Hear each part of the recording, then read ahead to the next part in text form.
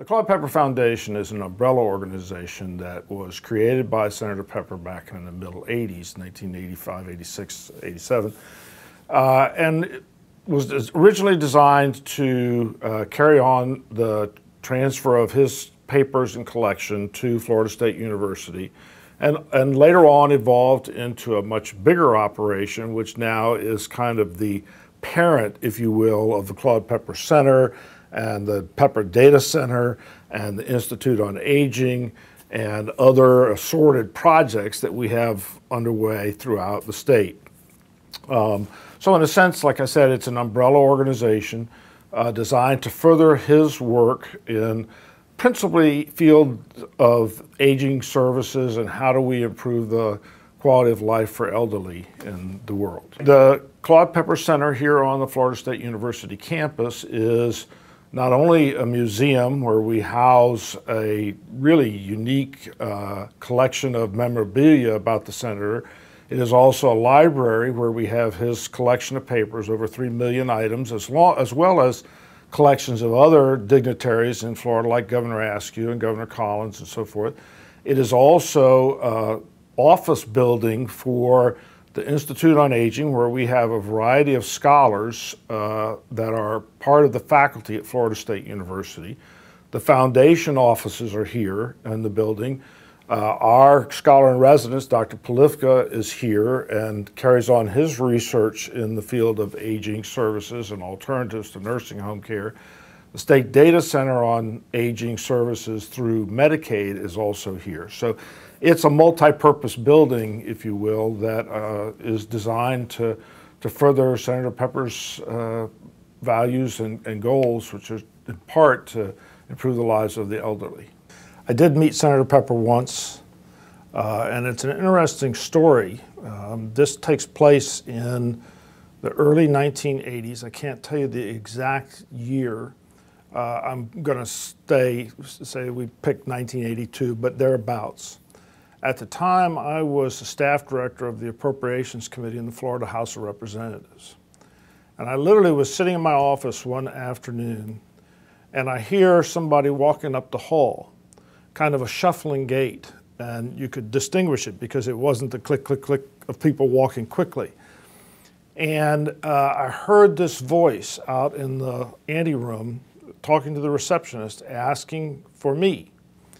And I didn't know Senator Pepper, but I knew that voice because it had been on television and so forth over the years, and I recognized that voice for some reason and got up out of my chair and went outside, and here is Senator Pepper by himself, no aides, nobody there. And I have this vague recollection that he was carrying a cane, but I could be wrong about that, or using a cane. Anyway, he wants to talk to me about an appropriation from the Florida legislature to build this center over on the Florida State University campus for the Claude Pepper Foundation and Center. And so we spent the next 20 or 30 minutes talking about it, and he was so eloquent and so persuasive. At the time, the Florida legislature was dominated by North Florida Democrats. This was in the days of the guys that ruled Florida still from the small piney woods up in North Florida. And so the chairman of the House Appropriations Committee is a man named Herb Morgan, who's since deceased, from Tallahassee. The Speaker of the House was Don Tucker from Tallahassee. Over in the Senate, Mallory Horn had just come out of being president of the Senate from Tallahassee. Dempsey Barron was there. W.D. Childers were there. These were all the pork choppers in those days.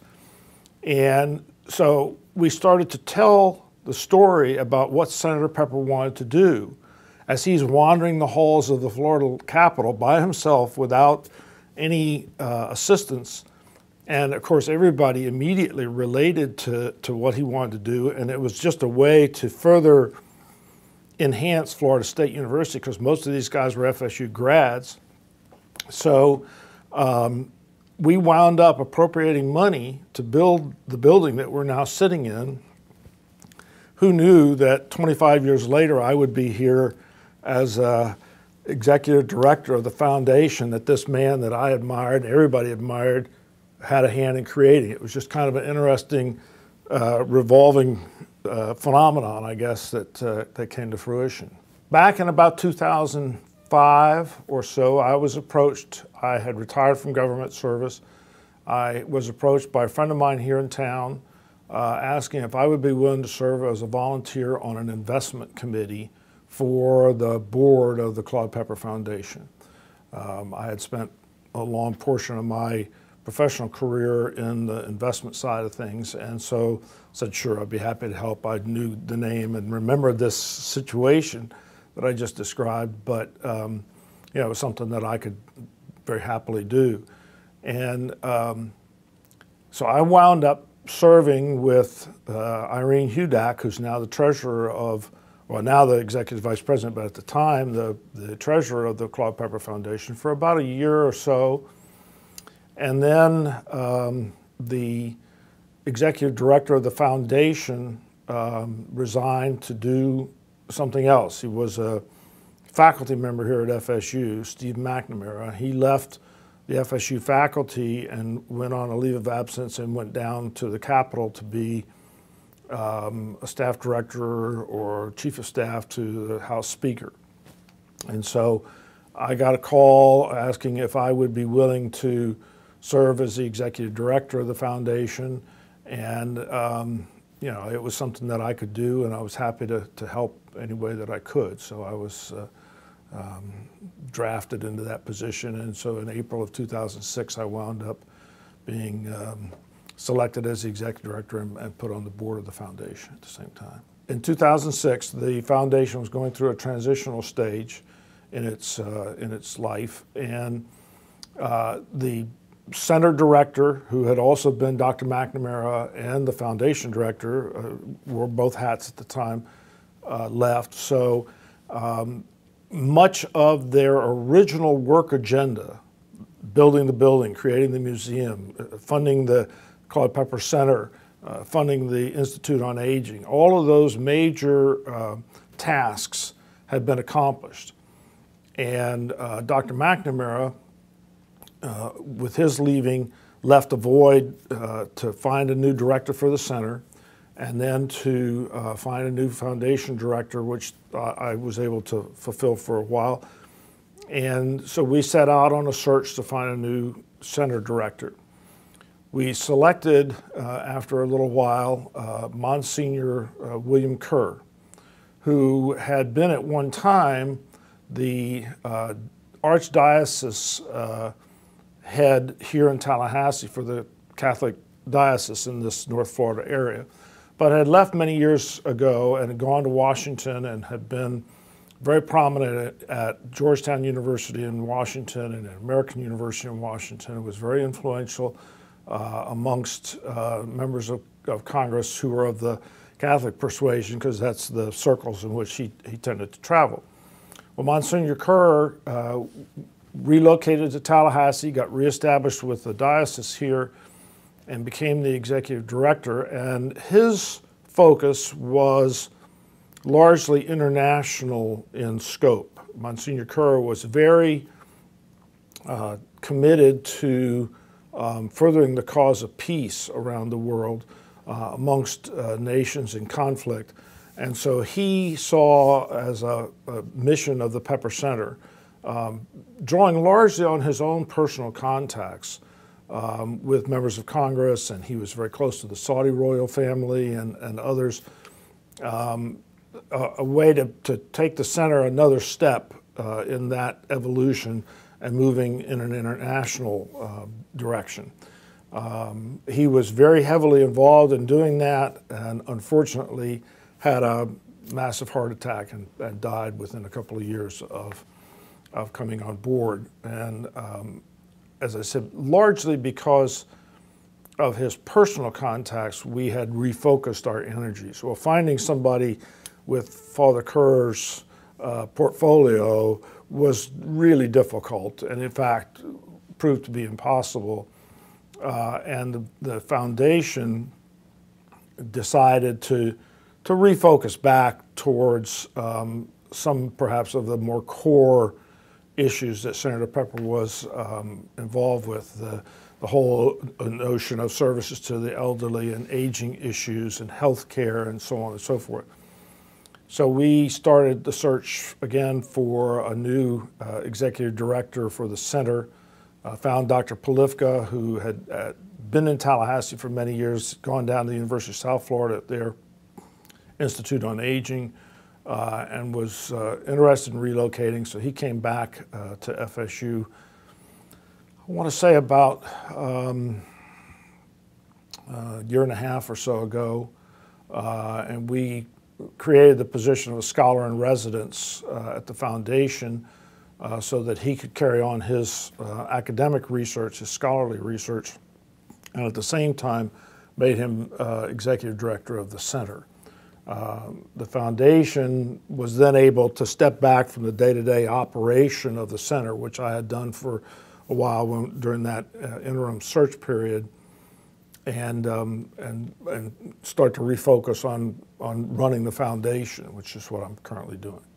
I think largely by virtue of the center acting as kind of our operating division, so to speak, we tended to follow a little bit in the footsteps of Father Kerr's international focus. With his passing, the foundation really said to itself and its board, we need to refocus on our core principles. And with Dr. Polifka coming in, we were able to do that. The foundation has since been instrumental in funding the research activities of the center. We created and then subsequently brought to Tallahassee a state data center on Medicaid, where we are now the repository of information about healthcare utilization by over 1 million Florida citizens who are on Medicaid. It's a huge database of health data. And we have a staff that functions to maintain that database and do research using the information that's there. And the foundation board said, we want to look at alternatives to nursing home care as our principal objective. With so many elderly in Florida and around the nation, especially as the baby boomers age into this cohort, finding cost-effective means of providing alternative care outside of nursing homes is critical to a good quality of life. We've also been involved in looking at how to strengthen the financial security of elderly.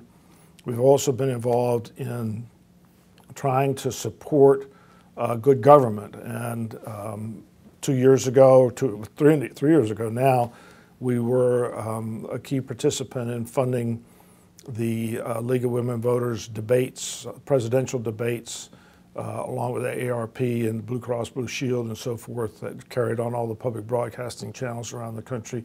This year we're going to do the same thing, not in conjunction with the League, but in conjunction with some other organizations.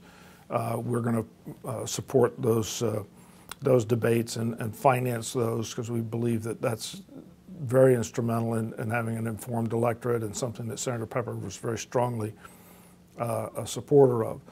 So those are the kinds of things we've been trying to do, trying to refocus on a little bit more substantive programs that are domestic in nature, but at the same time have international implications if that was the direction we wanted to go in. And the alternatives to nursing home care and good governance practices are something that we feel pretty strongly about. I think you're right. I mean, certainly as the population throughout the United States ages, it ages even more intensively in Florida. We are in a good spot. We have been very fortunate to have not only the Pepper Center and its scholars, but the Institute on Aging and its scholars. We've built some very good relationships here on the FSU campus with the medical school, with the urban planning department, sociology department, social work department, and are working with our contemporaries around the country where there are other Pepper centers on aging, and also with some of the national organizations, National Council on Aging and so forth, where we're one of their donors. And you know, we've been very pleased with the way that evolution has gone over the last few years.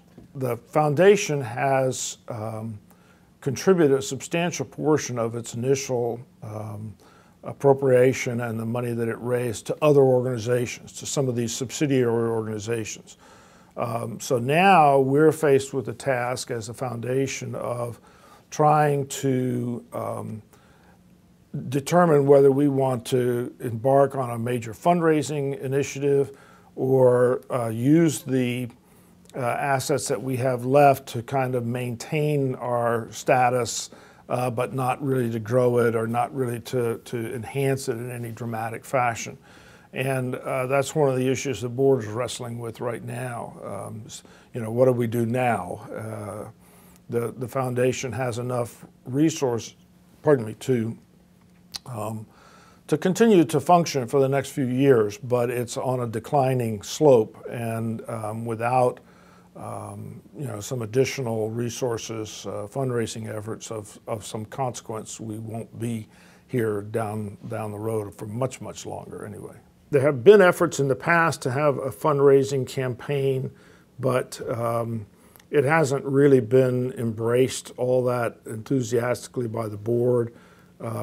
So we're still struggling with what we want to do in that regard. In the meantime, we'll continue to fund the center, continue to fund these kinds of initiatives on good governance and so forth, and try and invest our resources as best we can to keep moving forward.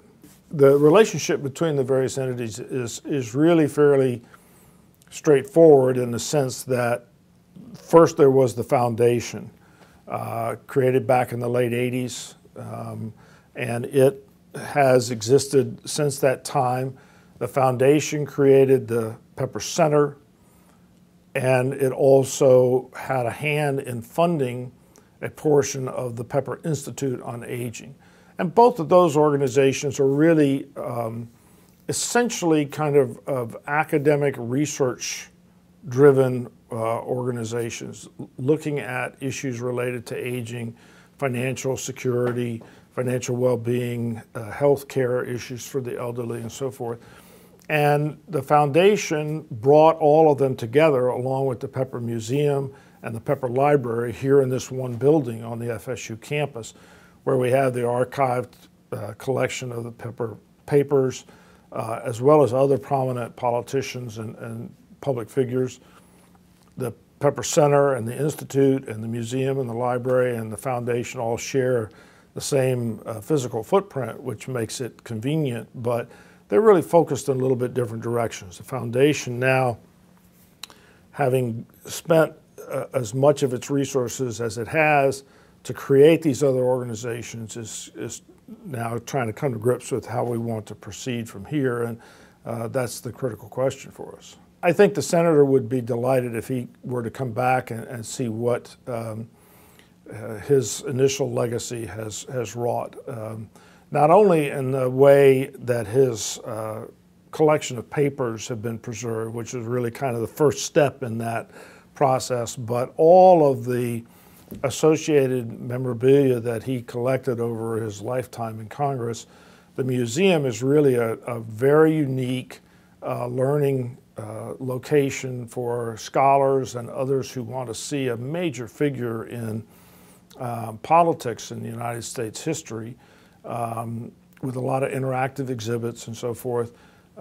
We have the Institute on Aging, we have the Pepper Center, we have the Pepper Data Center, we have other organizations throughout the university community that work with us to try and help seniors live better quality lives, and that's what I think he would be most thrilled with.